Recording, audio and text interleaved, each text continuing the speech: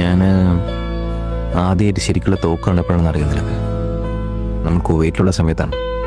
നീ ഭയങ്കര ചെറുതാണ്. ഞാനിവിടെ കൊണ്ട് എന്തോടെ കളിച്ചുകൊണ്ടിരിക്കുകയായിരുന്നു. ഡാഡി എന്തോ ബിസിനസ് മീറ്റിംഗ് എന്തോ ആയിട്ട് വേറെ എന്തോ രാജ്യത്താണ്. പെട്ടെന്ന് ഡോറിലൊരു നോക്ക് ഇട്ട് ഞാൻ ചെന്ന് ഡോർ നോക്കുമ്പോൾ ഇറാഖി സോൾജേഴ്സാണ് തോക്കൊക്കെ പിടിച്ച്. ഞാൻ പെട്ടെന്ന് മമ്മീനെ വിളിച്ചു. മമ്മീനെ അവർ എന്തൊക്കെയോ പറയണ്ടായിരുന്നു. കുവൈറ്റ് ഇറാഖ് വാർ, 24 മണിക്കൂറിനുള്ളിൽ കുവൈറ്റ് വിട്ട് പോകണം. ഭാഗ്യത്തിന് അത് മമ്മിക്ക് എന്തോ മനസ്സിലായി. ഇത്ര നാൾ സമ്പാദിച്ചൊന്നും എടുക്കാതെ ഒരു ചെറിയ ബാഗിൽ നിനക്ക് ആവശ്യമുള്ള എന്തൊക്കെയോ എടുത്ത് വെച്ച് നമ്മളെ 3 പേര് കൊണ്ട് മമ്മി ഒരു ഓട്ടോ ഓടുമായിരുന്നു. വഴിയറിയില്ല, ഭാഷ അറിയില്ല, സഹായിക്കാൻ ആരുമില്ല.